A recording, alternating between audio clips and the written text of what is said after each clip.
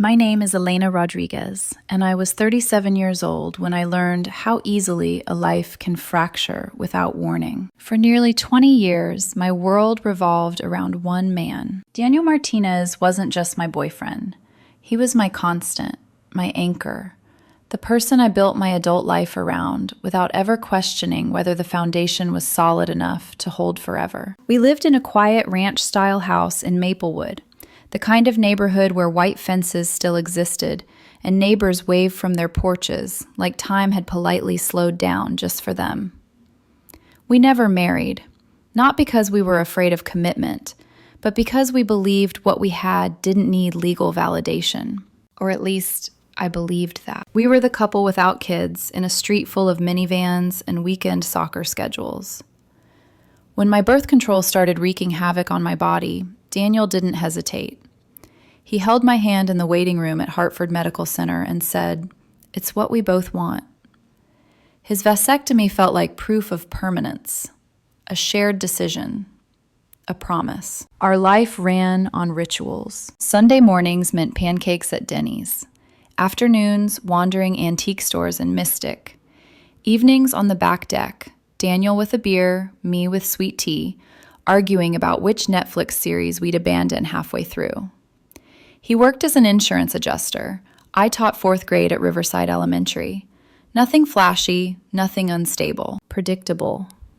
Comfortable. Safe. I didn't know that safety can be an illusion you participate in. The discovery came on a Tuesday that started like any other. Lunch packed, lesson plans reviewed, coffee already cold. Daniel had left his laptop open on the kitchen counter, something he never did. A notification flashed. Instinct made me glance over. The message preview was short, casual. "Can't wait to see you tonight, baby." The sender's name was Tiffany. My hands started shaking before my mind caught up. I clicked, scrolled, fell into months of messages that didn't just reveal an affair, but a parallel life. Photos, inside jokes, plans, promises. "I love you. We'll live together soon. This time next year, everything will be different." This wasn't a mistake. It was a choice, repeated daily. When Daniel came home that evening, I was waiting at the kitchen table. Printed messages spread out like evidence at a trial neither of us had prepared for. He stopped short when he saw my face. There were no denials, no elaborate lies, just apologies that sounded rehearsed and hollow. "How long?" I asked. 6 months. 6 months. 6 months while I planned our Niagara Falls anniversary trip. 6 months while I taught children about honesty. 6 months of lies layered over a life I thought was real. I packed 2 suitcases the next morning and moved into my sister's spare room in West Hartford. Daniel didn't fight for me. That hurt more than the cheating. 6 months later, a wedding invitation arrived in the mail. Daniel Martinez, Tiffany Chun. Same chapel we'd attended together years earlier. I threw it away and told myself I was done. A year after my life imploded, I finally stopped measuring time by what I'd lost. I moved into a small apartment in downtown Hartford, exposed brick, uneven floors, and a narrow window that looked out over the Connecticut River if you leaned just right. It wasn't the house Daniel and I had shared. That was the point. This place was mine. Every creak, every shadow, every quiet evening where no one was lying to me across the dinner table. Teaching anchored me. Kids have a way of pulling you into the present, whether you're ready or not. You can't spiral about the past when someone is asking if penguins have knees or whether fractions will ever matter in real life. Slowly, without realizing it, I started to remember who I was before Daniel became the center of every decision I made. That was when I met Jake. It happened at a coffee shop called The Daily Grind, one of those places that smelled like espresso and burnt pastries and stayed busy even on weekdays. He was seated 2 tables away, wrestling with a laptop like it had personally offended him. "Come on," he muttered, hitting the trackpad harder than necessary. "Don't do this to me today." I smiled before I could stop myself.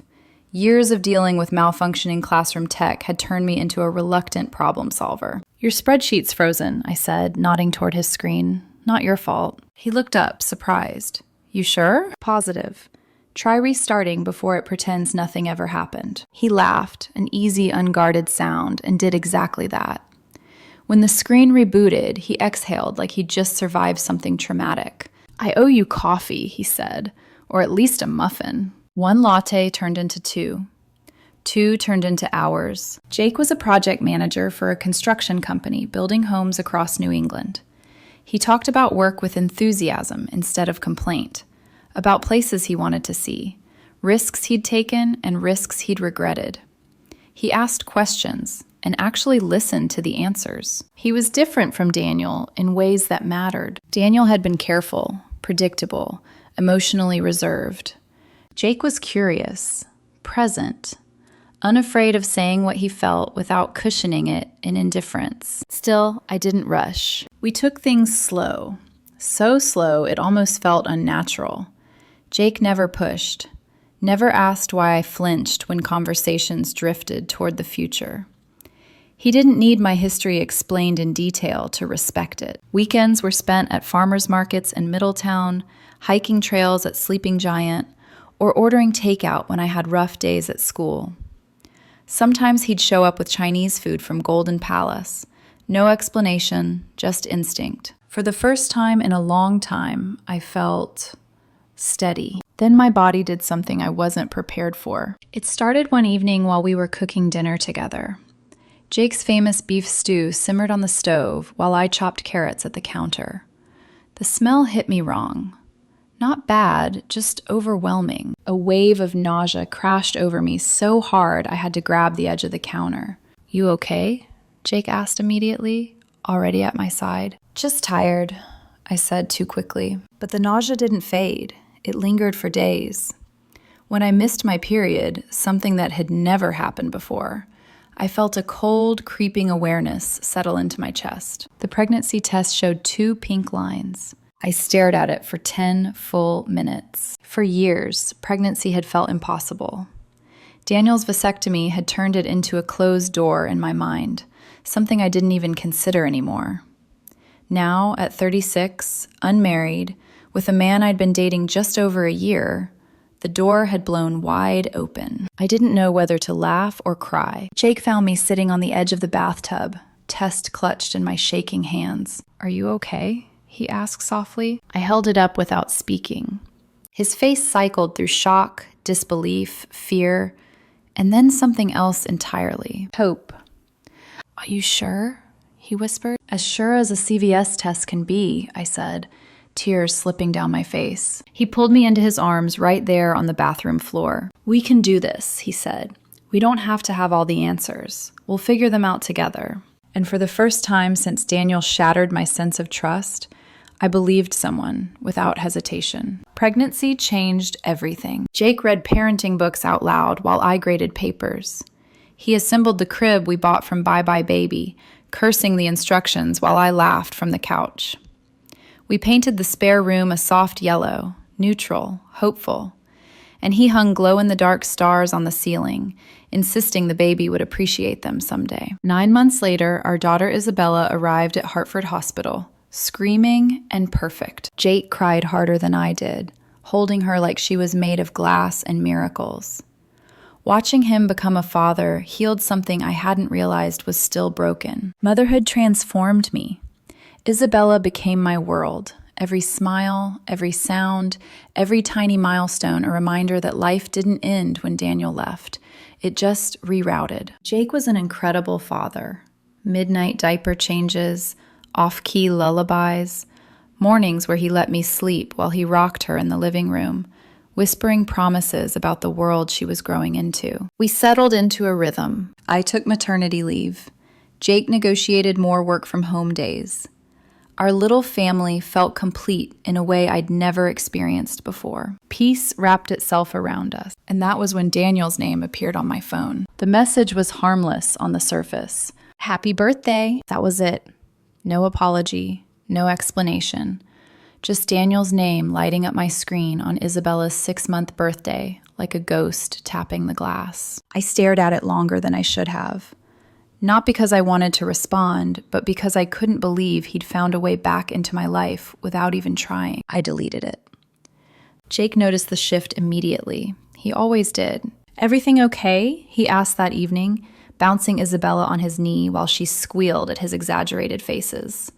"Just someone from my past," I said, keeping my voice steady. "Nothing important." I thought that would be the end of it. It wasn't.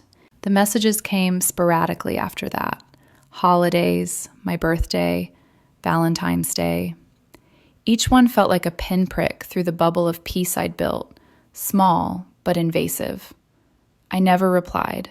I never acknowledged him.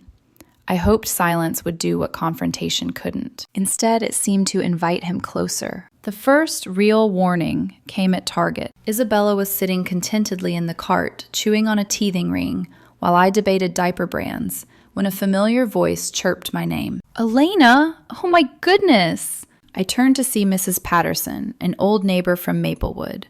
She'd always been kind, casseroles when someone was sick, birthday cards without fail. She leaned over the cart.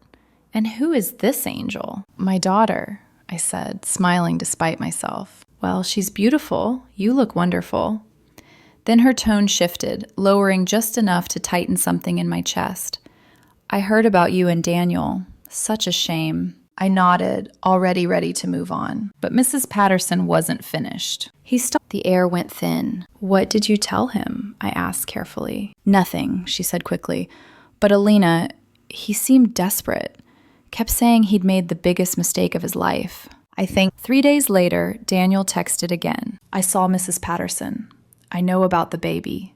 We need to talk." Something cold slid down my spine. How dare he? I blocked his number immediately, but the damage was done. He knew about Isabella. That knowledge felt like a violation, like he'd reached into a life he had no right to touch. Jake found me crying in the nursery that night, holding Isabella against my chest. "He knows about her," I whispered. "Daniel knows." Jake's jaw tightened, but his voice stayed calm. "He can't hurt us. He has no claim on you. Or her." I wanted to believe that. Then Daniel started showing up. First at the daily grind.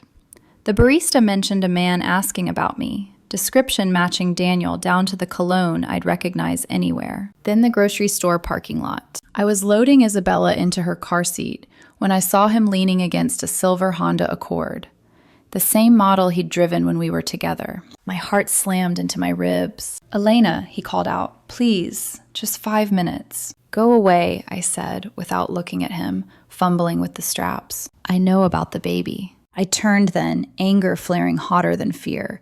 "You have no right." "She should have been ours," he said, stepping closer.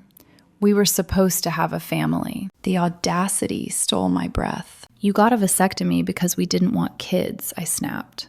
"You cheated. You married someone else. What fantasy are you living in?" Isabella started crying. I turned back to her, focusing on what mattered. Daniel moved closer. I could smell his cologne, polo blue, unchanged. "I made a mistake," he said, voice cracking. "The biggest one of my life. Tiffany isn't you. She never was." "That's not my problem," I said, slamming the car door. He grabbed my wrist. Not hard enough to bruise, hard enough to stop me. "Let go," I said through clenched teeth. "She trapped me," he blurted. "She lied about birth control. I never wanted a baby." I stared at him. "You have a baby?" "A son," he said. "David, 8 months old. But I don't love her. I never loved her like I loved you." Something inside me snapped clean in two. "You're harassing me," I said coldly. "You have a wife and a child. Stay away from us." I drove home, shaking. Jake didn't ask questions. He wrapped me in his arms and listened as I told him everything. "I'm calling the police," he said. "Wait," I said. "He didn't threaten me." That's what scares me. That night, a final message came from a new number. That baby should know who her real father could have been. I filed a police report the next morning. 3 months passed. Silence settled. I started to relax. Then the phone rang. "Is this Elena Rodriguez?" the officer asked. "Yes." "I'm calling about Daniel Martinez. I'm sorry to inform you he was killed in a car accident last night." The world tilted. He was gone. And somehow I knew this wasn't the end. The officer kept talking, but his words blurred together, dissolving into a low, distant hum. Killed in a car accident. Route 91. Ice storm. Alone. I sank onto the kitchen chair, the phone slipping in my hand. Jake rushed over with Isabella balanced on his hip, his face tightening the moment he saw mine. "What happened?" he asked. I opened my mouth, but the sound that came out wasn't language. It was grief, shock, something dangerously close to relief. And that realization made me start crying harder. Daniel was dead. The man who had shattered my life, stalked my peace, and refused to let go of a future he'd destroyed was gone. Forever. I didn't know what to feel. So I felt everything. The next day, I sat inside the Hartford Police Department, hands folded so tightly in my lap that my knuckles ached. An officer slid a large manila envelope across the table toward me. "He left instructions," she said carefully. "If anything happened to him, this was to be given to you." My name was written across the front in Daniel's handwriting. Inside was a letter and legal documents. The letter was dated 1 week before his death. "Elena, if you're reading this, then I finally ran out of chances. I stopped breathing. I know you probably hate me. I deserve that. I couldn't say any of this to your face because I couldn't stand seeing what I did to you. But I need you to know, everything I told you in that parking lot was true. I've been miserable every day since I left you." My fingers trembled as I kept reading. "I changed my will. I'm leaving everything to you. The house, the savings, the life insurance, all of it. Tiffany will receive only what the law requires. I don't expect forgiveness. I don't want gratitude. I just want you free." I stared at the paperwork. It was all there. The Maplewood house. A life insurance policy worth hundreds of thousands.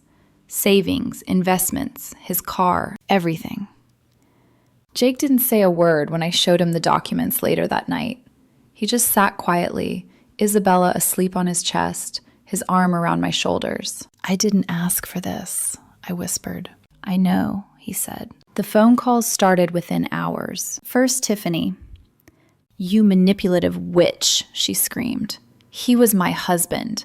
That money belongs to me and my son." "I didn't do this," I said, shaking. "I haven't spoken to him in months." She hung up on me. Then Daniel's parents. "Elena, you need to do the right thing," his mother said, her voice cold and unfamiliar. "That money should go to Daniel's son, his blood." "I didn't ask for any of this," I repeated. "Then give it back," his father snapped. "Prove you're not as selfish as Daniel said you were." Selfish. After weeks of harassment, after fear, after trying to rebuild my life quietly. The letters came next. Legal threats. Accusations that I'd manipulated a vulnerable man. Jake stood firm beside me. "Did Daniel leave this to you willingly?" he asked one night. "Yes." "Then it's yours." I thought about Daniel's words. "Feel free." 2 months later, I made my decision. I would keep it. All of it. Not out of spite, but because Daniel had made his final choice, and I refused to carry the guilt of it for him. The cemetery was quiet in that uncomfortable, unfinished way only new graves ever feel. The granite marker was still sharp at the edges, the dirt around it darker than the surrounding earth. Daniel Martinez, son. Dates carved neatly beneath his name. No mention of husband. No mention of father. I came alone. Jake wanted to come with me. He offered to bring Isabella, suggested we turn it into something symbolic, closure, moving on together. But this wasn't a moment meant to be shared. This conversation belonged to the version of me I'd been before everything broke. I knelt and placed a single white rose at the base of the headstone. "You really found a way to have the last word," I said quietly. The wind moved through the trees, rustling dry leaves, and for a brief second, I almost imagined he was listening. "I forgave you," I continued, "not because you left me money, but because I don't want to carry you anymore." The anger I'd held on to for years, tight, corrosive, ever-present, finally loosened its grip. "You were a coward," I said softly, "but you were human, and I'm done letting what you did define my life." I stood, brushing dirt from my knees. 6 months later, Jake and I were married in a small ceremony at his parents' farmhouse in Vermont. Isabella toddled down the aisle ahead of me, scattering petals and giggling like she knew she was the star of the day. We bought a colonial house in West Hartford. 4 bedrooms, a big backyard. We adopted a golden retriever named Sunny. Life settled. Sometimes, late at night, I still think about Daniel.